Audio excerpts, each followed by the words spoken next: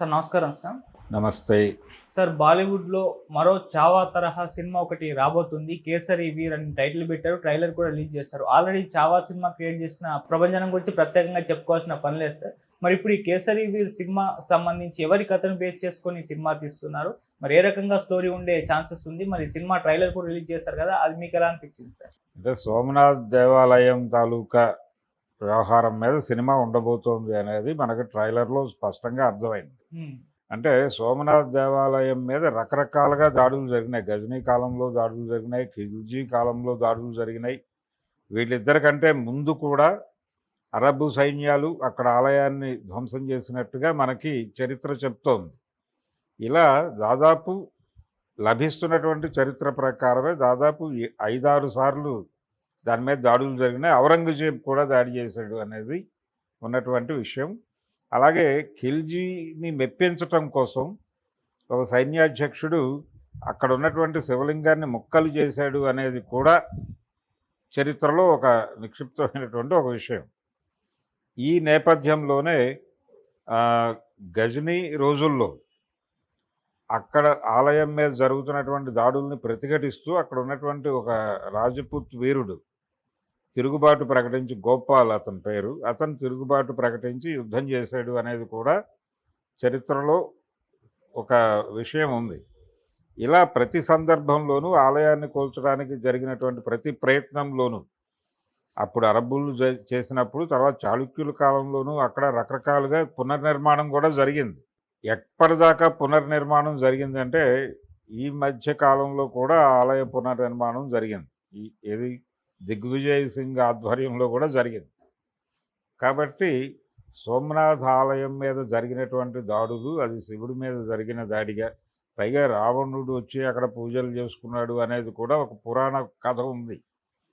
దీనికి ఆ శివలింగం ఎవరు ప్రతిష్టాపన చేశారు అంటే, చంద్రుడు శివుడి గురించి తపస్సు చేసి అక్కడ శివలింగ ప్రతిష్ఠ చేశాడని, ఆ సందర్భంగా ఏర్పడినటువంటి ఆలయం అని, ఇలా రకరకాల పౌరాణిక స్థల పురాణాలు కూడా ఉన్నాయి. ఇన్ని పురాణాల నేపథ్యంలో దానికి ఒక ప్రాధాన్యత ఉంది. ఆలయానికి భారతీయ హిందూ ధార్మిక జీవనంలో ఆ ఆలయానికి ఒక ప్రాధాన్యత ఉంది. అది ఇన్నిసార్లు దాడులకు గురైంది. ఖిల్జీ దాడి చేశాడు, ఖిల్జీ సైన్యం దాడి చేసింది. ప్రారంభంలో అరబ్బుల సైన్యాలు దాడులు చేశాయి. ఆ తర్వాత రోజుల్లో గజనీ దాడి చేశాడు. ఇలా రకరకాల ఔరంగజేబు దాడి చేశాడు. ఇలా 100 రకాల దాడులు జరిగి ఉన్నాయి అక్కడ. కాబట్టి ఈ దాడుల నేపథ్యంలో భారతదేశంలో ఉన్నటువంటి హిందూ ధర్మం మీద పరాయి ధర్మాలు జరిపినటువంటి దాడుల్లో భాగంగా దీన్ని ఎస్టాబ్లిష్ చేస్తూ ఈ సినిమాని ఇప్పుడు ఈ కథతో, ఈ నేపథ్యంలో కథని నిర్మించి దాన్ని వ్యతిరేకించిన, గజనీని వ్యతిరేకిస్తూ బలంగా నిలబడినటువంటి రాజపుత్ వీరుల కథల్లో నుంచి కొన్ని ఎలిమెంట్స్ తీసుకుని ఒక క్యారెక్టర్ని డిజైన్ చేసి ఆ క్యారెక్టర్ని హీరోగా ప్రొజెక్ట్ చేసి ఇప్పుడు ఈ సినిమా తీస్తున్నారు అనేది స్పష్టంగా ట్రైలర్ నుంచి, టీజర్ నుంచో మనకు అర్థమైంది. ఈ కేసర్ వీర్ అనేటువంటి టైటిల్ నుంచి. ఇది కూడా ప్రాపగాండా సినిమాల్లో క్రమంలో భాగంగానే ఈ సినిమా రూపొందించడం జరిగింది. ఇందులో కూడా హైందవ మతం మీద దాడి, హైందవ మతం మైనారిటీల నుంచి ఎదుర్కొంటున్న ప్రమాదం, మొదటి నుంచి ఈ మతాన్ని అణిచివేయడానికి వాళ్ళు చేస్తున్న ప్రయత్నాలు, ఈ రోజుకి జరుగుతున్నటువంటి ప్రయత్నాలు, ఇప్పటికీ కాపాడుకోవాల్సినటువంటి బాధ్యత ఏ లెవెల్లో ఉంది ప్రజలకి అనేది గుర్తు చేయటం, ఈ బాధ్యతని గుర్తు చేస్తూ వాళ్ళందరినీ హైందవీకరణ చేయటం, అంటే హిందువులందరినీ మళ్ళీ ఒకసారి వాళ్ళల్లో ఎక్కడో నిక్షిప్తంగా ఉన్నటువంటి కోపాన్ని మళ్ళీ ఒకసారి ఛార్జ్ చేసి రేపు రాబోయేటువంటి ఎన్నికలకి వాళ్ళని కమలం గుర్తుకు ఓటేయడానికి ప్రిపేర్ చేయటం కోసం ఈ సినిమాలన్నీ నిర్మాణం జరుపుకుంటున్నాయి. ఆ ప్రాసెస్లో చేసినటువంటి సినిమానే ఇది. హిందూ మతం ప్రమాదంలో ఉంది ఏదైతే దానిలో ఎస్టాబ్లిష్ చేశారో, చావా సినిమాలో వాళ్ళు ఎస్టాబ్లిష్ చేసింది చాలా స్పష్టంగా ఈ దేశ చరిత్రలోనే ఒక నేరేటివ్ని స్థిరపరిచారు. ఆ నేరేటివ్ ఏంటంటే, మైనారిటీలు ఈ దేశంలో చాలా దుర్మార్గాలు చేస్తున్నారు. తర్వాత ఇండోనేషియా తర్వాత అత్యధిక ముస్లిం పాపులేషన్ ఉన్నటువంటిది భారతదేశంలోనే. కాబట్టి ఇక్కడ మైనారిటీ ప్రమాదం చాలా బలంగా ఉంది. పైగా వాళ్ళు పెళ్ళిళ్ళు ఎక్కువగా చేసుకుంటారు. ఎక్కువ మంది పిల్లల్ని కంటారు. తద్వారా వాళ్ళ జనాభా పెరిగిపోతున్నటువంటి ప్రాసెస్ని అడ్డుకునే పరిస్థితిలో ప్రభుత్వాలు ఉండటం లేదు, ప్రభుత్వ విధానాలు ఉండటం లేదు. కాబట్టి అలాగే మైగ్రేషన్స్ విపరీతంగా వచ్చేస్తున్నారు. బంగ్లాదేశ్ నుంచి కావచ్చు, పాకిస్తాన్ నుంచి కావచ్చు. ఈ వచ్చేసిన వాళ్ళందరూ ఏదో పద్ధతిలో అక్కడ ఉన్నటువంటి ముస్లిం కమ్యూనిటీలో అకామిడేట్ అయిపోయి వీళ్ళందరూ కలిసి పెరిగిపోయి అతి త్వరలో భారతదేశంలో హిందూ సమాజం మైనారిటీలోకి వెళ్ళిపోయే ప్రమాదం ఉందనే దాన్ని వాళ్ళు బ్రెయిన్ టు బ్రెయిన్ క్యాంపెయిన్ ఒకటి చేస్తున్నారు. ఈ బ్రెయిన్ టు బ్రెయిన్ క్యాంపెయినింగ్లో భాగంగా ఆ విషయాలన్నీ చర్చలు నడుస్తున్నాయి. దానికి తోడు అసలు చారిత్రకంగానే వీళ్ళు మన మతాన్ని నాశనం చేయడానికి ఈ పనులన్నీ చేశారని ఎస్టాబ్లిష్ చేయడానికి ఈ సినిమాలు. ఔరంగజేబ్ అనేవాడు పెద్ద విలను భారతదేశ చరిత్రలో. అంటే ఆటోమేటిక్గా ఇప్పుడు నిన్న ఏదో సినిమా ఈవెంట్లో ఆయన విజయ్ దేవరకొండ మాట్లాడుతూ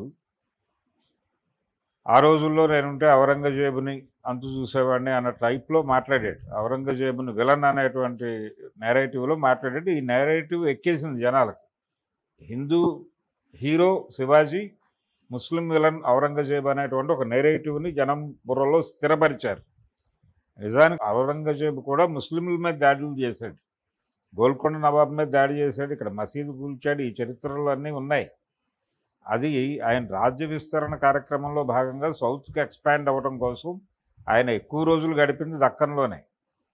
మహారాష్ట్రలో ఎందుకున్నాడు? మహారాష్ట్ర సౌత్ ఇండియానే. ఏదో నార్త్ ఇండియా అనుకుంటారు కానీ అది సౌత్ ఇండియానే. అక్కడ కూర్చుని ఆపరేట్ చేసే ప్రయత్నం చేశాడు దక్కన్ని. అందులో భాగంగా గోల్కొండ నవాబుల మీద ఆయన దాడులు పదే పదే చేశాడు. ఇక్కడ మంత్రుల్ని వాళ్ళని దొరికిన మేరకు తీసుకెళ్ళి కంట్రోల్లోకి తీసుకునే ప్రయత్నం కూడా చేశాడు ఆయన.